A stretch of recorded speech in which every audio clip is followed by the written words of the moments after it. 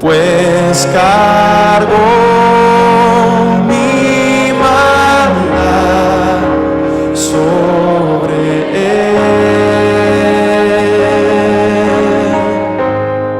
Su rectitud por la fe mía es.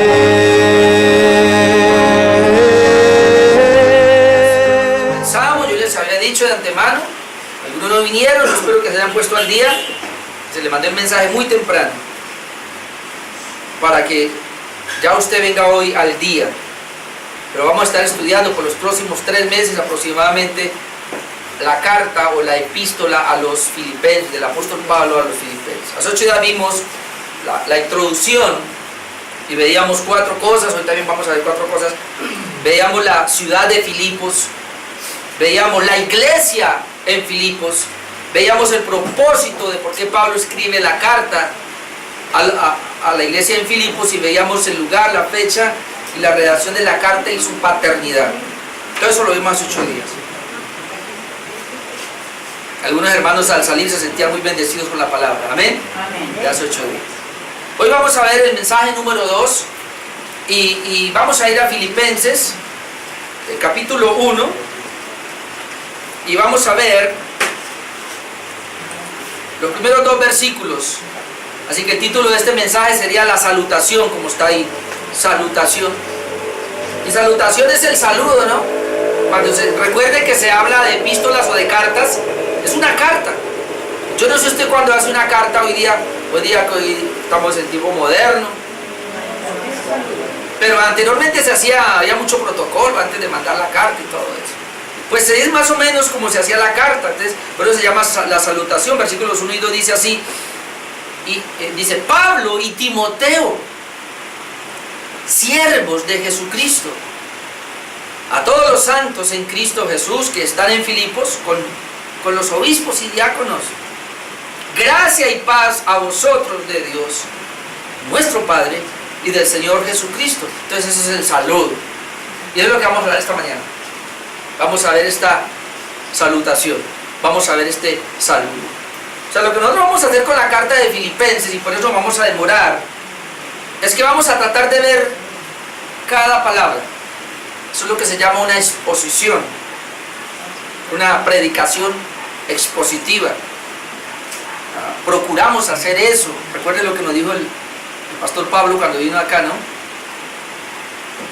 pastor dijo una vez, un pastor que predique expositivamente, que debería de predicar cada 5 años un mensaje temático y tener todo el resto de vida para repetirse y por haberlo predicado. Ahora, ¿por qué se dice eso y en tono de chiste? Porque, hermanos, nosotros deberíamos enseñar expositivamente. ¿Qué es expositivamente? Exponer la palabra de Dios, así, verso tras verso. ¿Qué dice? ¿Qué fue lo que quiso decir el apóstol en su idioma, en el original, para que entendamos? Porque esa es la manera como el Espíritu Santo nos va a edificar a nosotros. Amén.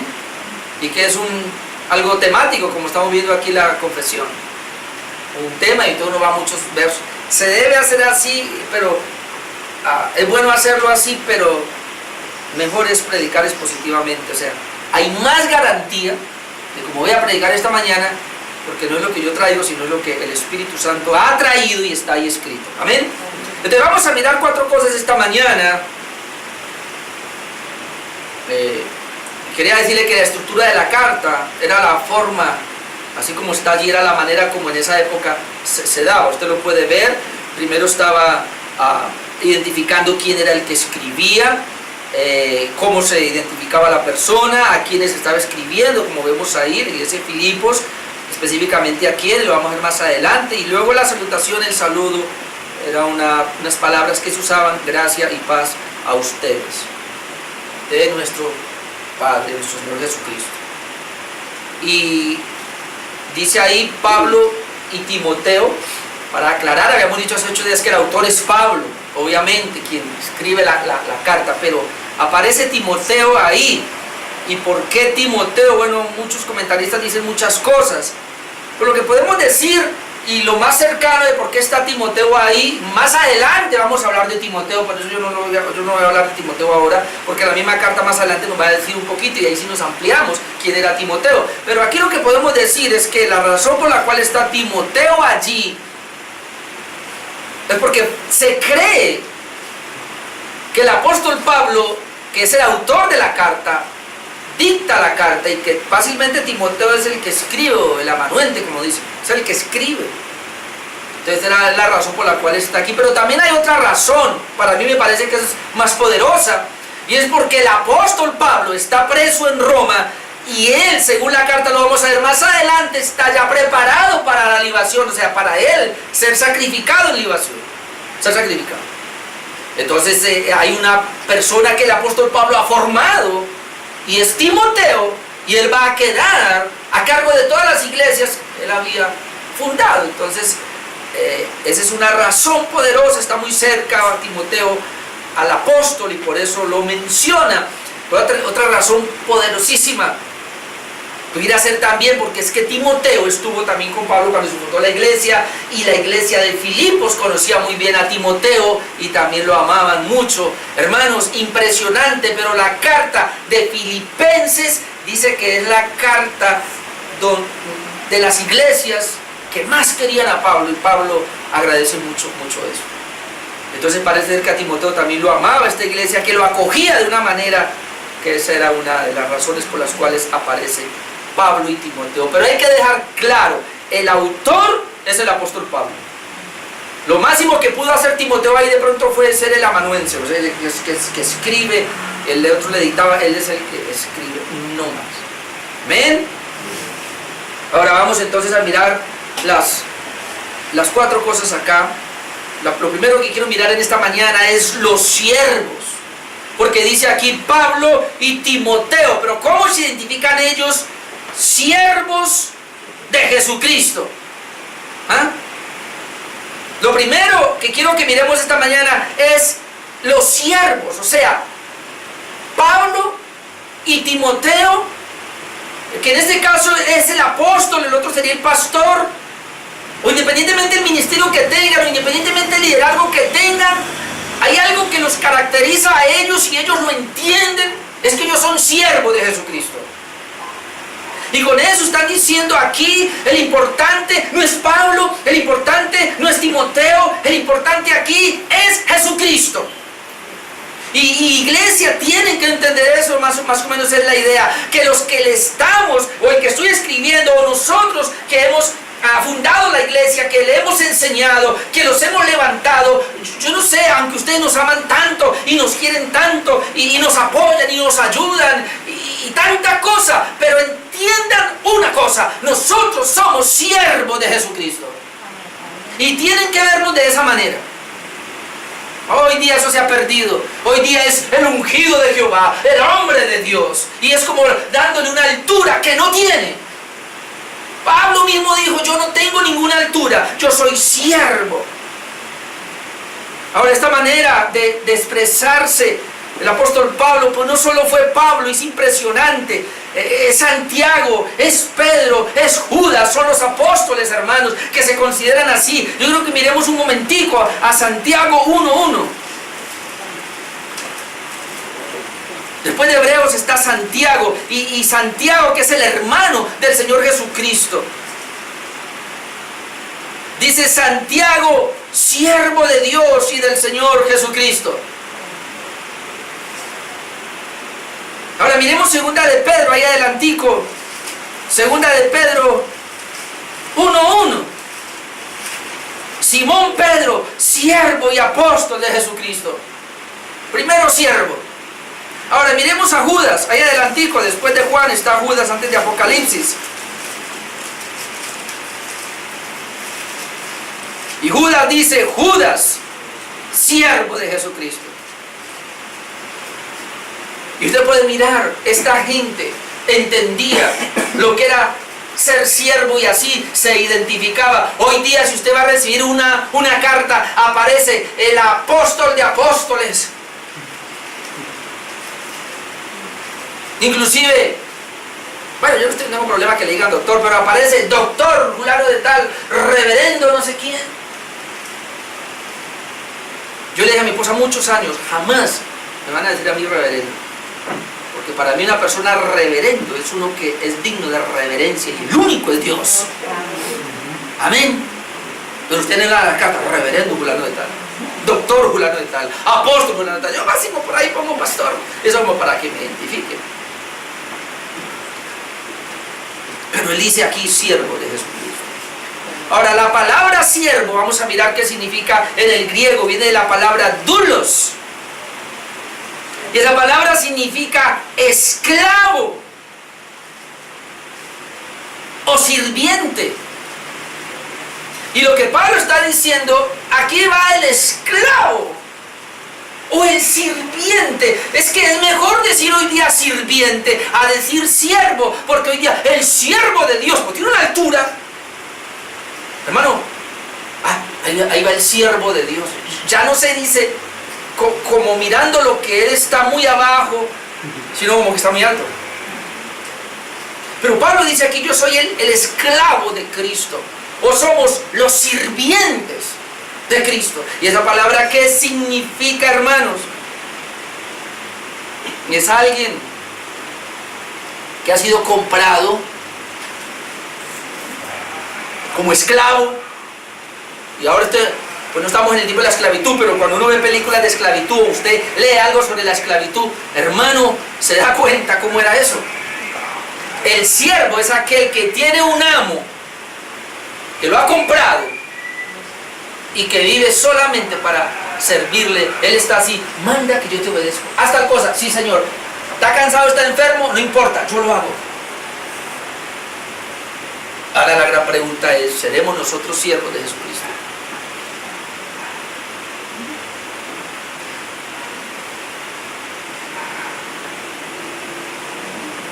Primera de Corintios 3:23, vamos a mirar. Señor, ayúdame a no decir cosas que mejor me callo. Primera de Corintios 3:23.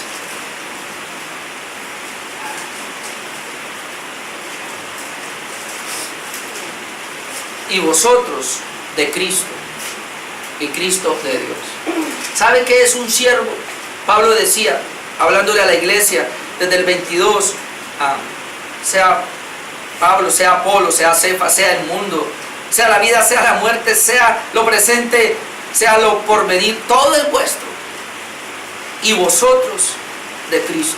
¿Sabe qué es ser siervo? Que alguien que le pertenece a Cristo. Cuando el esclavo le pertenecía al amo, usted es mío y si yo quiero lo mato. Porque es mío. Dice, y nosotros somos de Cristo. O sea, que la iglesia, el asunto con ese evangelio de hoy día es que han malinterpretado el hecho de que somos hijos de Dios. Y le han dado a los hijos de Dios un estatus tan alto que lo hacen casi ser Dios. Y entonces, como es hijo de Dios, tiene la herencia del Padre y tiene todo. Hermano, es cierto que somos hijos de Dios. Por su gracia y su misericordia nos hizo ser hijos de Dios, de su familia. Pero ojo, que nosotros seguimos siendo siervos de Cristo, esclavos de Cristo. ¿Por qué? Porque Él nos compró con su sangre. Escuche, Él me compró a mí. Yo era esclavo del diablo, yo era esclavo del pecado, era esclavo del mundo. Y Cristo pagó en la cruz un precio muy alto con su vida, con su muerte, y me compró a mí para hacerme su siervo ahora. Eso es lo que yo soy, siervo de Jesucristo. En mismo Corintios, pero 7:22, Primera de Corintios 7:22 dice así: porque el que en el Señor fue llamado siendo esclavo, liberto es del Señor. Asimismo, el que fue llamado siendo libre, esclavo es de Cristo. Como sea, esclavo es de Cristo. La Biblia no da lugar para otra cosa. Sí, somos hijos de Dios, sí somos la justicia de Dios, sí tenemos una herencia y todo eso, pero hermanos, tenemos que vernos como esclavos de Cristo. Porque ese es el punto por el cual, cuando yo me veo como el hijo de Dios, Señor, dame, y creo que Dios es el que me sirve a mí. Oh, por favor. Por eso, y ahora entiendo más como el pastor Paul Wasser, él dice, yo odio la teología de la prosperidad, y lo dice con ganas, y ahora yo entiendo por qué. Porque es que la teología de la prosperidad le ha dado un estatus al cristiano que no tiene, y ha hecho que Dios sea siervo del cristiano. Cuando no es así, cuando nosotros, hermanos, debemos ser siervos de Cristo. ¿Quién sirve a quién? Yo soy el que tengo que servir a Cristo. Amén. Mientras esté en esta tierra, tengo que vivir para servirlo a Él. Pero eso no lo entendemos. Pensamos que servir es venir a un culto. Y ya cuando se nos pide algo y ya el pastor pide un poquito más para la gloria de Dios, para el avance de la iglesia, entonces ya se enojan.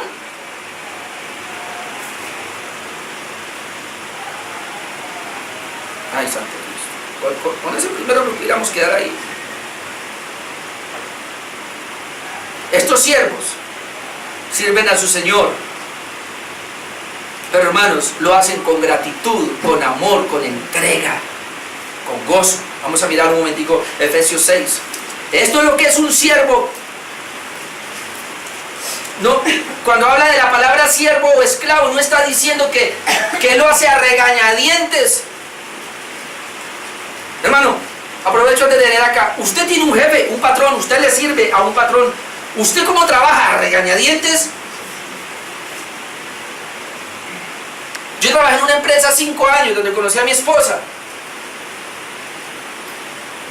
Y sabe, yo me gozaba el trabajo. Yo tenía que entrar a las 8. Y como pues trabajamos nada continuo, a las 5 terminaba, pues yo entraba a las 7, 6:30 muchas veces de la mañana. Y pregúntale a mi esposa, pues no era porque era mi novia, no, pero siempre fue así. Pues yo salía 6:30, 7 de la noche. Yo nunca llegué tarde a la empresa. Yo llegaba media hora antes o 15 minutos antes y yo me gozaba el trabajo y nunca me fui rayada la hora para ver a qué hora salía. No, yo siempre me relajaba y me iba media hora, una hora después. Es más, hasta mi jefe era mi amigo, jugábamos fútbol con los empleados y todos allá, y yo me gozaba el trabajo. Yo nunca lo tomé como alguna, como que yo estoy obligado a él. Si usted se siente obligado en su trabajo, ¿dónde está? Salgaje de él. Usted tiene que gozarse lo que hace. Amén. Entonces lo que estoy hablando es, ¿por qué digo eso? Por lo que le voy a leer. Efesios 6, 5. Mire, ¿qué es un siervo? Siervos o esclavos, obedeced a vuestros amos terrenales, ¿cómo? Con temor y temblor. Ahora le dice, con sencillez de vuestro corazón, como a Cristo. ¿Sí vio? O sea, ustedes son siervos de Cristo, pero también tienen unos amos. Ahora, no sirviendo al ojo como el que quiere agradar a los hombres. Yo no trabajo para agradar a los hombres, dice, sino como siervo de Cristo, de corazón, haciendo la voluntad de Dios, sirviendo de buena voluntad como al Señor y no a los hombres. Y mire la promesa, sabiendo que el bien que cada uno hiciere, este recibirá del Señor, sea siervo, sea libre. En otras palabras, el siervo que dice aquí Pablo, yo soy siervo de Cristo, él no lo hace como llorando, como siervo sufriente. Ay, a mí me tocó ser siervo de Cristo. No, él lo dice con altura, con orgullo elevado. Yo soy siervo. Pablo y Timoteo, siervos. Eso es un orgullo ser siervo de Cristo. Es una delicia servirle, es un gozo poder hacer la voluntad de Dios. Por eso, hermano, déjeme decirle, yo cuando predico me gozo. Yo no lo hago con carga. Yo predico con alegría, con entusiasmo. Mi esposa me sorprendió anoche, porque como a las 10 de la tarde pasaba por aquí y yo estaba ya terminando de preparar y ella me dice, no sé, pero estoy que me escucho ese mensaje, quiero que lo prediques. Vea pues, yo me estoy gozando la palabra porque estoy preparando y ella quería y yo quiero estar ya ahí que esté predicando. Oh, qué bueno que ese mismo espíritu lo tuviera mucho, ¿no? Oh, yo voy el domingo porque el pastor se preparó un mensaje, Señor, quiero ir. Pero él me lo envía por WhatsApp después. Eso no es ser siervo, hermanos. Ahora, no son solo siervos, sino que son siervos de Jesucristo. Amén. Siervos de Jesucristo, no de los hombres, no del mundo. O sea que el verdadero siervo, hermanos, es el siervo de Jesucristo, porque lo más importante para nosotros es Jesucristo. Amén. Lo primero a Filipenses, vimos ahí cómo se identifican ellos como siervos, pero siervos de quiénes? De Jesucristo, no de los hombres. ¿Siervos de quién? De Jesucristo. En segundo lugar, aparecen los santos. Primero los siervos, ahora vienen los santos. Y él se dirige, y después de describir quiénes son ellos, luego dice, nos dirigimos a todos los santos en Cristo Jesús que están en Filipos. ¿A quién se dirige ahora? A todos los santos. ¿Cómo llama a la iglesia que se encuentra en Filipos? Santos. ¿Cómo Pablo puede ver y llamarlos santos? Ahora la gran pregunta, ¿acaso todos ya estaban santos? ¿Acaso es que esa iglesia no tenía pecado? ¿Acaso esa iglesia no tenía maldad? ¿Por qué Pablo los llama de esa manera a todos los santos? ¿Cómo los está viendo? Los está viendo regenerados, los está viendo justificados en Cristo Jesús, y los está viendo santos por la santidad que Cristo les otorgó cuando Él los regeneró por el Espíritu Santo. Los está viendo santos porque dentro de ellos mora el Espíritu Santo. Es la única manera. Por eso la palabra no solamente santos, sino que la palabra dice santos en Cristo Jesús. ¿Cómo yo soy santo, hermano? Dentro de Cristo. Hemos visto la vez pasada en Cristo, ¿no? En diciembre les prediqué 2 mensajes sobre estar en Cristo. Entonces es eso, estar en Cristo. Yo soy santo en Cristo. Fuera de Cristo soy una inmundicia. ¿Ve? Dice a los santos, ¿en quién? En Cristo Jesús. Tú eres santo porque estás en Cristo Jesús. Si tú no estuvieras en Cristo, tú no serías santo y yo no sería santo. De hecho, la razón por la cual la gente va al infierno es porque no son santos. ¿Y por qué no son santos? Ahí no está diciendo que es que Pablo sabía que ellos habían crecido, tenían un nivel, un estatus espiritual. Ay, es que es la iglesia más santa. No. Él los está viendo como regenerados, los está viendo dentro de Cristo. Si usted está dentro de Cristo, usted es santo. Amén. Para ser santo afuera. Nosotros somos santos en Cristo por la justificación. ¿Y cómo yo sé que soy santo en Cristo cuando estoy en Cristo? Porque afuera lo estoy evidenciando. Eso no es que usted me va a decir ahora, no, yo soy santo en Cristo, ahí lo dice, en Cristo soy santo, y por fuera, hermano, no evidencia. Así no es. Entonces el apóstol Pablo acá no los estaba considerando en lo natural, sino que los estaba considerando espiritualmente como santos, y esta palabra vamos a verla en 1 de Pedro 2:9. Es la idea de una persona santa. 1 de Pedro 2:9. Mas vosotros sois, también Pedro lo dice, linaje escogido. ¿Quién puede ser un santo? Tiene que ser escogido. Real sacerdocio. Es en parte del sacerdocio verdadero en Cristo Jesús, como veíamos ahora. Nación santa, así como lo llama, una nación santa. Y otra vez, cuando habla nación santa, no es que no haya pecado en ellos, es que les está hablando en Cristo. Somos santos en Cristo, por la obra de Cristo. Nación santa, pueblo adquirido por Dios. ¿Por qué somos santos? Una nación santa, porque hemos sido adquiridos por Dios. Pero ahora, eso no es suficiente, porque dice, ¿para qué? Para anunciar las virtudes de aquel que nos llamó de las tinieblas a su luz admirable. ¿Para qué somos santos? Para anunciar, para manifestar, para evidenciar esas mismas virtudes del que nos sacó. No, yo no salí, hermanos, tú no saliste. Aquel que nos llamó de las tinieblas a su luz admirable. ¿Dónde estaba yo? En las tinieblas. Y si estoy en Cristo, ¿dónde estoy ahora? En la luz admirable. Por eso dice, eso debe manifestarlo. En otras palabras, cuando hablamos de santidad, yo siempre les he dicho a ustedes que la palabra santidad lleva 2 connotaciones, y es separado de y consagrado a. En este caso, separado de las tinieblas y consagrado a la luz. Separado del pecado y consagrado ahora a la justicia de Dios. En este caso, cuando ha habido los jueves, los 10 mandamientos, que es la justicia de Dios más perfecta, los 10 mandamientos consagrados allá. Apartados del mundo, separados del mundo, no. Apartados del mundo, viviendo en el mundo, pero apartados, separados de los placeres del mundo. ¿Ve? Porque yo estoy en el mundo y no puedo, que la palabra santo es separado, pero separado de, consagrado a. Hay gente que puede decir, no, yo soy cristiano, ¿por qué? Porque me separé del mundo. Pero está consagrado a Dios, es siervo de Cristo. No se le ve. Entonces no es santo, lleva esas dos connotaciones, apartado y consagrado. Amén. Así que nos va a tocar revisar qué pasa con nuestra santidad. Y hoy, mirando al apóstol Pablo, que él se define y él le escribe a la iglesia de Filipos y le dice, ustedes son santos, ustedes son separados. Pablo está viendo no solamente que son santos en Cristo Jesús, sino que se tiene que evidenciar esa santidad, que es donde se manifestamos al mundo. Como dice Pedro acá, otra vez, para que anunciéis las virtudes. La palabra virtudes allí es excelencias o atributos, o como decíamos estos días, los atributos comunicables que Dios nos dio a nosotros. Eso se debe manifestar en el mundo. Esas virtudes deben ser vistas por los pecadores, por los impíos. Y luego mire lo que dice el 10, vosotros que en otro tiempo no erais pueblo, pero ahora sois pueblo de Dios. Hermano, ahora soy pueblo de Dios. Amén. ¿Cuántos se gozan por eso? Amén. Ahora somos pueblo de Dios. Antes no lo éramos.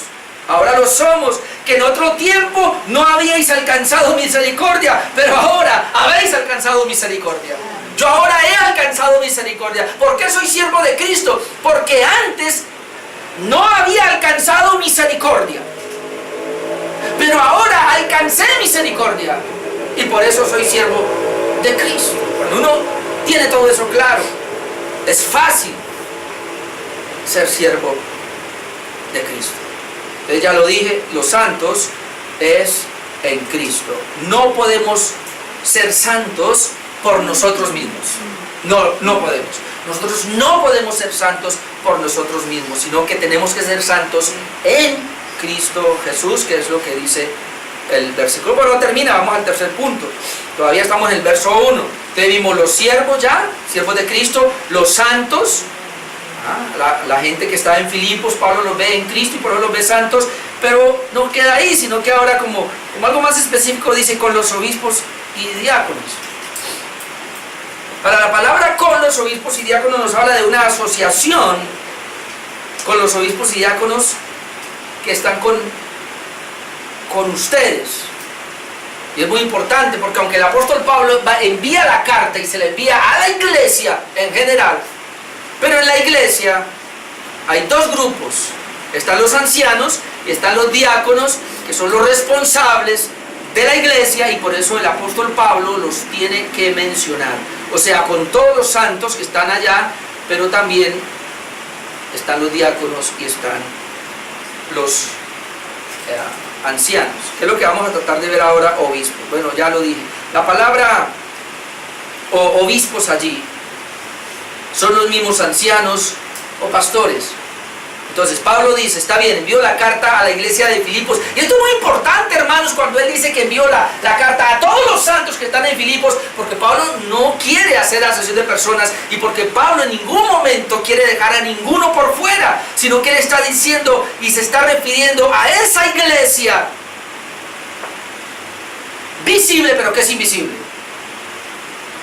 Yo envié 6 mensajes o partes de un libro del pastor Sproul por el WhatsApp durante toda la semana pasada, y espero que lo hayan visto, acerca de lo que es la iglesia.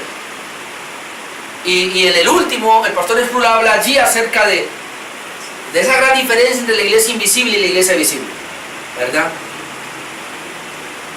Y entonces él decía, hay gente que pretende pertenecer a la iglesia invisible. ¿A qué se refiere con iglesia invisible? La iglesia invisible es la que tú no ves, la que tú no conoces, pero que siempre ha existido desde Adán hasta el último que venga, y en todo el mundo, todas las eras y en todo el mundo, es la iglesia de Cristo, mejor dicho, la iglesia real de Cristo. A esa se le llama la iglesia invisible, porque tú no la ves, pero tú haces parte de ella. Pero también hay una iglesia local. ¿Cuál es la iglesia local? Esta que nosotros vemos. Así que aquí en Cali hay muchas iglesias locales. Entonces el pastor Sproul dice, es imposible que una persona que pertenezca a la iglesia invisible no pertenezca a una iglesia local. Pero hay otro detalle, hay gente que pertenece a la iglesia local sin pertenecer a la iglesia invisible, y eso es peor. O sea, no es el hecho de que usted pertenezca a esta iglesia local, pertenece a la iglesia invisible. Por eso Pablo habla de esa manera, a todos ustedes, santos que están allá, pero ahora menciona a los obispos. Entonces, ¿quiénes son los obispos? Son los mismos ancianos, o pastores, o presbíteros, son los mismos. Y vamos a ver quiénes son ellos. En Hechos 20, en Hechos 20 nos vamos a aclarar un poquito que sí se refiere a ellos, ¿verdad? Hechos capítulo 20, versículo 17. Enviado pues desde Mileto a Éfeso, hizo llamar a los ancianos de la iglesia. ¿A quién hizo llamar? Ancianos de la iglesia. Porque hay gente que cree que los ancianos son los más viejos, puede ser, o los más experimentados, los que más conocen doctrina en una iglesia. De hecho, la iglesia donde yo venía anteriormente, la Alianza Cristiana, ellos tienen pastores, ancianos y diáconos. Pero los ancianos no son pastores. Pero acá, bíblicamente, un anciano es un pastor, o es un obispo, o es un presbítero, es el mismo. ¿Por qué? Saltemos al 28. Miren que en el 17 dice a los ancianos de la iglesia, y en el 28 le dice, por tanto, mirad, es la misma iglesia, por vosotros mismos y por todo el rebaño en que el Espíritu Santo os ha puesto por obispos, para apacentar la iglesia del Señor, la cual él ganó con su propia sangre. ¿Cómo lo llama ahí? Obispos. O sea que arriba les dice ancianos y abajo les llama obispos, pero son los mismos. Entonces, cuando Pablo está diciendo a los obispos en Filipos, está diciendo a los pastores de Filipos, o a los ancianos, a los obispos, a los presbíteros, lo mismo les está diciendo allá. Ahora, ellos son, ¿quiénes son ellos? Según la Biblia, y esto lo voy a leer, pero que después se ampliará esto. Ellos los que gobiernan la iglesia, los asuntos espirituales. Ellos son los que predican, ellos son los que enseñan. Rapidito vamos a 1 de Timoteo 5:17. 1 de Timoteo 5:17. ¿Quiénes son estos obispos en la Biblia? 1 de Timoteo 5:17. Los ancianos son los mismos obispos o pastores, o los pastores, que gobiernan bien. ¿Qué hacen ellos? Gobiernan. ¿Ve? Gobiernan bien. Sean tenidos por dignos de doble honor.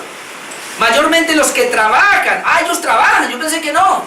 Mayormente los que trabajan ¿en qué? En predicar y enseñar. Sí, me acuerdo de las gemelas cuando estaban pequeñitas y un papá, ¿en qué trabaja? No, nada, él es pastor. ¿En qué trabaja cuando tenía 8 años? ¿En qué trabaja su papá? No, en nada. Y entonces ¿el qué? No, él es pastor. A mí me hace reír eso. Hay gente que dice que el pastor no trabaja, y aquí dice a los que trabajan en predicar y en enseñar. Yo siempre les he dicho, hermano, si es un pastor responsable, el pastor responsable que predique 1 hora debe tener mínimo 10 horas de investigación. Mínimo.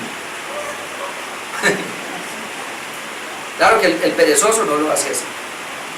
Verso 18, bueno, los que trabajan en predicar y en enseñar, pues la escritura dice, no pondrá voz al buey que trilla, y digno es el obrero de su salario. Doble honor. ¿Qué es doble honor? Si usted se gana 1 millón de pesos, el pastor debe de ganar 2 milloncitos por lo menos. ¿Es un doble honor? No, búsquelo y verá, pero no hable de eso ahora. En Tito 1, ahí adelantico, Tito 1, 5 al 7. Vea lo que dice el 5. Por esta causa te dejé en Creta para que corrigieses lo deficiente. Pablo le dice a Tito, que es un pastor de él, y estableciese ancianos, y note la palabra plural, ahora vamos a hablar de eso un poquito, y estableciese ancianos en cada iglesia, así como yo te mandé, el que fuere irreprensible, marido de una sola mujer, tenga hijos creyentes, que no estén acusados de disolución ni de rebeldía, porque es necesario que el obispo, arriba ¿cómo lo llama? Estableciese ancianos, y abajo ¿cómo lo llama? ¿Vio que es el mismo? Porque es necesario que el obispo sea irreprensible como administrador de Dios, no soberbio, no iracundo, nada, bueno, y todo, y sigue la lista. Después cuando hablemos de los requisitos de un pastor, pues se podrá ver eso. Pero Pablo aquí está diciendo en Filipos otra vez, en la iglesia de Filipos tiene obispos, tiene pastores, y a ellos me dirijo. Pero también, en segundo lugar, volviendo a Filipenses 1, dice, a los obispos y diáconos. También la iglesia tenía diáconos. Entonces yo quiero hablar un poquitito de los diáconos también. ¿Qué es un diácono? ¿Es un servidor o es un ayudador en la iglesia a los obispos y pastores? ¿Ve la gran diferencia? Mientras, o sea, la iglesia local debe tener pastores, es lo que está diciendo. Y los pastores van a administrar todos los asuntos espirituales, son los que van a recibir la guía del Espíritu Santo para qué hacer con la iglesia, a dónde llevarla, cómo llevarla, qué actividades hacer. Todo eso le corresponde a los obispos o a los pastores. Y ellos deben velar por la iglesia, deben trabajar, enseñar. Pero pastores, obispos, ustedes no son suficientes. Hay otro grupo que se necesita levantar en una iglesia local que se llaman los diáconos y diaconisas. Y entonces, ahí donde está. Por eso a todos los diáconos, y aunque están no estamos aquí como que pretendemos ser como Maduro, pero sí, diáconos y diaconisas, sino que, hermano, la lingüística nos enseña que cuando dice diáconos, abarca hombres y mujeres. Solamente es esta ideología de género por ahí que quieren parrandearse el castellano. Entonces a todo hay que decirle, todo hay que buscarle pues el femenino o el masculino. Ya vamos a mirar un poquitico dónde comenzó esto del diaconado, los primeros diáconos, Hechos capítulo 6. Es bueno que entendamos esto. Miren lo que estamos haciendo, una predicación expositiva es tratar de ver qué significa cada punto. Entonces los diáconos, ¿dónde comenzó esto de los diáconos? Ya le dije que es un diácono. La palabra diácono viene de diaconía, que es un sirviente. Inclusive todos deberíamos de ser diáconos por el hecho de que siervos de Jesucristo, ¿verdad? Pero es una persona, un diácono y es una persona que es reconocida por los pastores o los obispos y que le ha delegado una función dentro de la iglesia. Aún la misma iglesia ha delegado esa función. ¿Eso dónde lo vemos? Pues en Hechos capítulo 6. Vamos a ir a mirar allá rapidito para ver qué fue lo que pasó en Hechos capítulo 6, donde se menciona el primer establecimiento de estos diáconos. Desde el versículo 1, en aquellos días, como creciera el número de los discípulos, note que ahí habla de discípulos, y aquí el número de discípulos se refiere a la iglesia, los hermanos. Hubo murmuración de los griegos contra los hebreos de que las vidas de aquellos eran desatendidas en la instrucción diaria.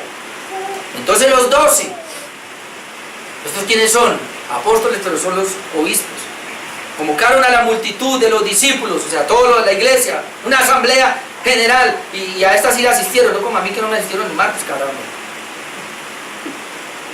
Y dijeron, no es justo que nosotros dejemos la palabra de Dios para servir a las mesas. Note que había, como ellos, y entienda esto, distribución diaria, es que ellos tienen un sistema comunitario, y eso duró poco, en Jerusalén, donde vendían todas las propiedades, obviamente no todas, más específicamente se refiere a que si yo tenía 2 casas, yo vendía una y llevaba el dinero a la iglesia. Si yo tenía 2 carros, vendía uno y lo llevaba a la iglesia. Si yo tenía 2 toros, vendía uno y lo llevaba a la iglesia. Más o menos es la idea, para tener todo en común. No es que se quedaban. Bueno, en algunos casos de pronto sí, de alguno tenía una casa y la vendía y se quedaba sin la banda, pero lo llevaban a la iglesia. Entonces, ¿por qué? Porque se hacía una distribución diaria, de darle el alimento a las personas. Entonces los apóstoles estaban metidos en eso, pero entonces hubo problema. Entonces dice aquí Pedro, no es justo en representación de los 12 que nosotros dejemos la palabra de Dios para servir a las mesas. Servir a las mesas es ocuparnos en eso, en esa distribución de alimentos. Buscad pues, hermanos, de entre vosotros, miren, ¿de dónde? De entre vosotros, de la iglesia, hay que buscar 7 varones de buen testimonio, hay un requisito, buen testimonio, lleno del Espíritu Santo y de sabiduría, a quienes encarguemos de este trabajo. Y dice Pedro ahora con los 12, y nosotros persistiremos en la oración y en el ministerio de la palabra. ¿Qué debe hacer un diácono y un obispo? ¿En qué debe persistir? ¿Cuál es su trabajo principal? Orar y predicar. Ese es el trabajo principal del pastor, si quería saber. Persistir. Es una persona que tiene que estar orando por todos los hermanos, por la iglesia, por el avance, por todo, y que debe estar buscando el alimento para las ovejas. Luego dice que agradó la propuesta a toda la multitud y eligieron a Esteban, varón lleno de fe y del Espíritu Santo, a Felipe, a Prócuro, a Nicanor, a Timón, a Parmenas, a Nicolás, prosélito de Antioquía, a los cuales presentaron ante los apóstoles, quienes orando les impusieron las manos, y crecía la palabra del Señor, y el número de los discípulos se multiplicaba grandemente en Jerusalén. También muchos de los sacerdotes obedecían a la fe. Impresionante cómo, gracias a ese trabajo de los diáconos en la iglesia, la misma palabra crecía y la misma iglesia se desarrollaba. Ahora brevemente le voy a mostrar que no se podía poner a cualquiera. En 1 Timoteo 3, vamos rapidito para allá. 1 Timoteo capítulo 3, versículo 8. No se podía poner a cualquiera. Dice ahí requisitos de los diáconos, y le voy a mostrar que hay diaconisas también. Dice que los diáconos asimismo deben ser honestos, sin doblez, no dados a mucho vino, no codiciosos de ganancias deshonestas, que guarden el misterio de la fe con limpia conciencia, y esto también sean sometidos a prueba. Primero había que probarlos, y entonces ejerzan el diaconado si son irreprensibles. Las mujeres, ¿vio? Hay diaconisas. Las mujeres, asimismo, sean honestas, no calumniadoras, sino sobrias, fieles en todo. Los diáconos sean maridos de una sola mujer, y que gobiernen bien a sus hijos y sus casas, porque los que ejercen bien el diaconado ganan para sí un grado honroso y mucha confianza en la fe que es en Cristo Jesús. Entonces habían diáconos y diaconisas. ¿Y quiénes son estos? Hombres y mujeres que van a hacer un servicio en la iglesia, que van a colaborar con las cosas más que todo materiales dentro de la congregación, para que los pastores no tengan que hacer eso. Ahora, de los mismos diáconos también salieron evangelistas, gente que comparte la palabra. De hecho, toda la iglesia debe compartir la palabra de Dios. Eso es un trabajo que debe hacer un hijo de Dios. Amén. Compartir la palabra de Dios. Pero además de ciertos trabajos dentro de la iglesia, lo deben hacer los diáconos y las diaconisas. Ahora, ¿qué quiere decir esto? Que una iglesia bíblica, hermanos, tiene que tener obispos y diáconos. Diáconos y diaconisas. Ahora, usted notó, volviendo a Filipenses, que dice, con todos los obispos y diáconos, ¿usted qué ve ahí? Pluralidad. Hermano, y allá tenemos que ir nosotros. Si bien es cierto que una iglesia pequeña inicialmente tiene un pastor, no es lo normal. Debe haber mínimo 2 pastores, y debe haber hasta 3 pastores y más, y deben haber varios diáconos. Es lo que hemos querido nosotros tener acá, para que entre los pastores y comunicándole a los diáconos se haga un trabajo dentro de una iglesia, en la iglesia de los santos. Ahora, ¿por qué? Esto se llama pluralidad de ancianos y diáconos. O sea que la Biblia, hermanos, la Biblia no apoya y no está de acuerdo con un solo pastor. Amén. Vuelvo y digo, yo tengo problemas con eso, porque pues la iglesia es pequeña. Ahora, hablando con los reformados y todo, ellos tienen 2 tipos y hasta 3 tipos de pastores. Voy a explicar. Un pastor, como el caso mío, que está a tiempo completo en la obra. La iglesia debe nombrar un segundo pastor, que si la iglesia no está capacitada para pagarle a un segundo pastor, entonces que ese segundo pastor tenga un trabajo secular, pero que a la vez pueda ser pastor de la iglesia. El asunto es que para eso debe haber estudiado teología, y por lo menos debe saber predicar, porque debe predicar y enseñar. Y yo le estoy orando a Dios por eso. Y un tercero que puede ser es que un pastor puede entonces, la iglesia, nombrarlo como pastor. Obviamente Dios le hace el llamado.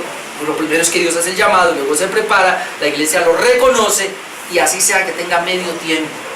Lo que yo le oro a Dios, le digo: Señor, primero permite que este pastor esté bien financieramente. Luego, Señor, permítenos tener, así sea un pastor a medio tiempo, que yo pueda trabajar con él así sea a medio tiempo para la iglesia. Eso debemos llegar allá. Un pastor solo no hace parte de una iglesia bíblica. Y Dios sabe por qué lo hace, amados hermanos. ¿Por qué? Yo le consulto a mi esposa, pero casi siempre tomo las decisiones. Pero ¿qué pasa? Pero con la iglesia y todo, yo con otro pastor a mi lado, los dos estamos encargados. Yo con tres, mucho mejor. Las iglesias de Medellín y la iglesia de Cali, aquí en Cali ya tiene 3 pastores. Y eso es muy sabio y muy necesario. Entonces, ayúdenme a orar por eso, hermanos, pero esta iglesia debe tener otro pastor. Y diáconos dedicados, que podamos decir, este es un hermano, es un diácono que también eventualmente debe predicar. Obviamente que aquí se tiene mucho celo, y es que no sea un neófito, sino que conozca bien las doctrinas. Por eso yo me esmero en enseñarles, pero como algunos, a veces yo he querido, a veces cuando viene alguien yo lo veo con tanto celo, le decía a mi esposa, de pronto en 1 o 2 años, yo lo puedo pensar como pastor, pero cuando se va, o se desanima, o no viene a las reuniones, no me viene a los cultos. Entonces, si no me viene a los cultos, si no me viene a las reuniones, si es dejado por reuniones, hermano, yo no puedo entonces pensar en esa persona, porque tienen que amar la iglesia. Tienen que pensar que esta iglesia, él hace parte de la iglesia, ama a la iglesia. Alguien me decía, está trabajando secularmente y se congrega con nosotros, pero él me decía que el propósito de él es dejar de trabajar para ser pastor de la iglesia. Pues yo no le veo, yo digo, Dios mío, pero yo no le veo arranque para eso. Pregúntele a mi esposa o a mi mamá quién era este pechito aquí. A mí, ¿sabe por qué me llamaron a mí pastor? Porque yo no salía de la iglesia y tenía tantos ministerios en la iglesia que dijeron, usted no se falta, dijo que le dé el título de pastor. A mí no me pagaban, pero yo dirigía esos ministerios y yo iba allá. Y yo tenía mi trabajo secular. Usted tiene llamado pastor, alguien aquí quiere ser un diácono, quiere ser pastor, pero escasamente viene a un culto y hasta tarde porque ni ahora viene.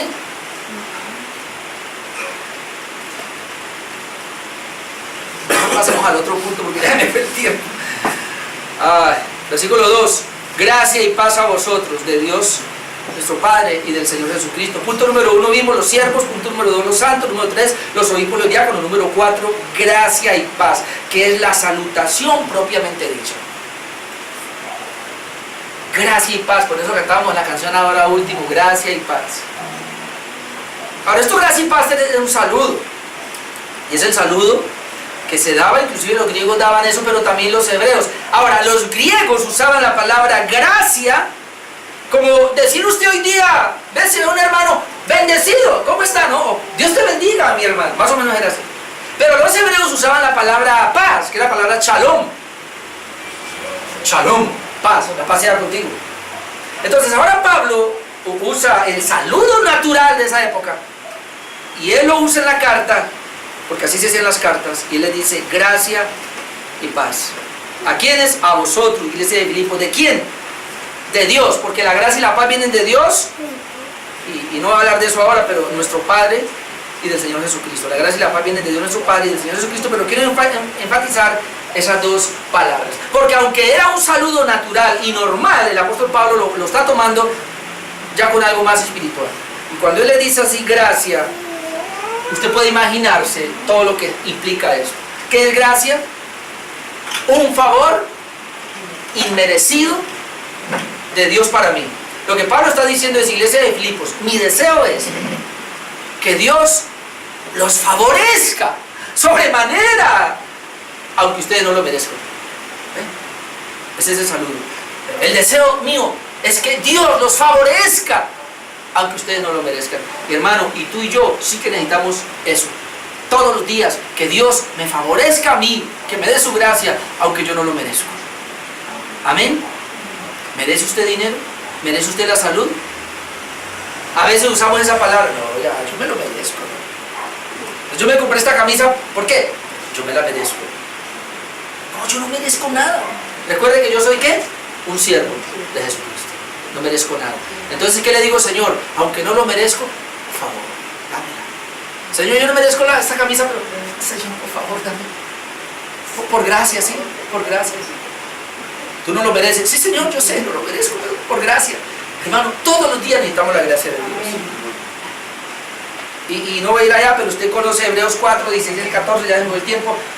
Pero allá dice que acercaos confiadamente, Hebreos 4, 14, 16, acercaos confiadamente al trono de la gracia, imagínense, ¿para qué? Para hallar misericordia y hallar gracia para el oportuno socorro. ¿Sabe que casi siempre en mis oraciones, Señor, yo me acerco hoy y me imagino a tu trono, pero es de gracia? ¿Por qué? Porque necesito que me des esa gracia hoy. ¿Y qué es eso? Yo no merezco que tú me guardes cuando voy a la calle, pero por favor guárdame. Yo no merezco tener salud, pero Señor, dámela.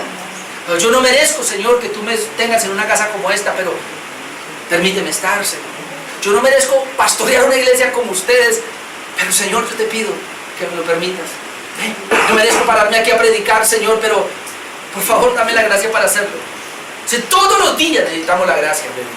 Y es lo que Pablo está tratando de decir. Y además de la gracia de Dios, ¿qué necesitamos? Paz. Ahora, ¿qué es la paz?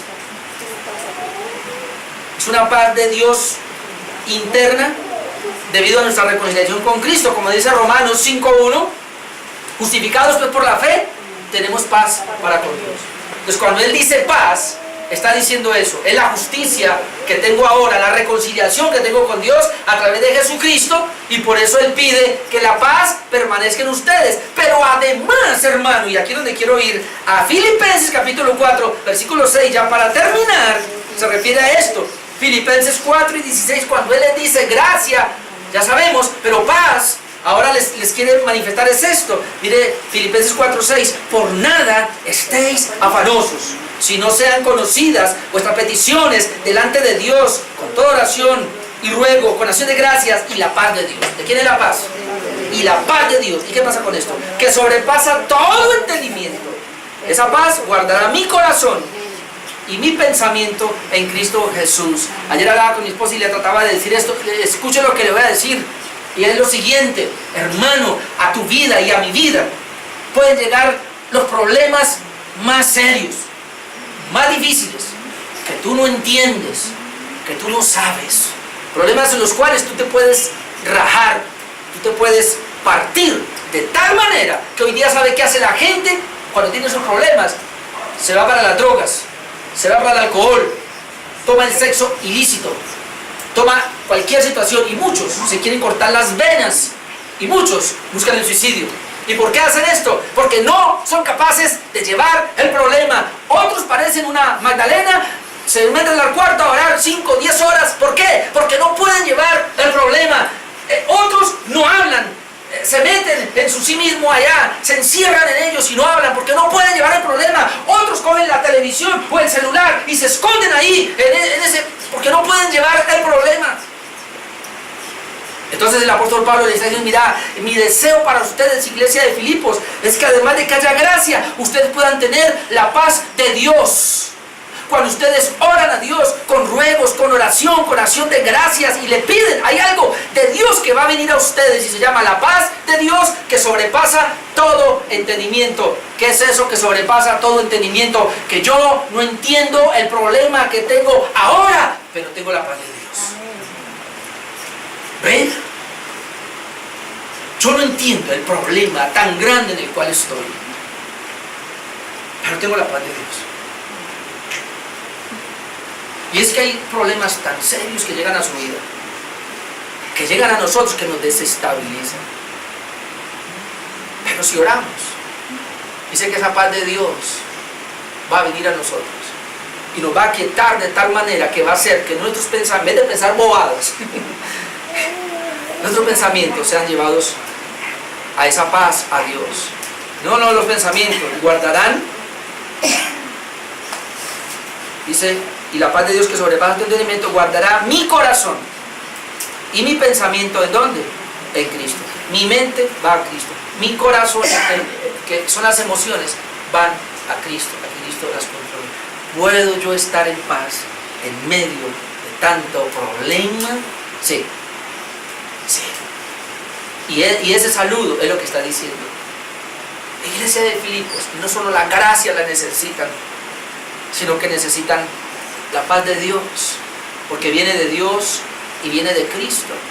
Y ese es mi deseo, y ese es mi anhelo, y por eso les saludo de esa manera. Y esa es la salutación, hermanos. Póngase de pie, vamos a orar. Aleluya, glorioso intercambio, oh cuán gran misterio, que por gracia salvo soy. Aleluya, gloria sea a Cristo por su sacrificio.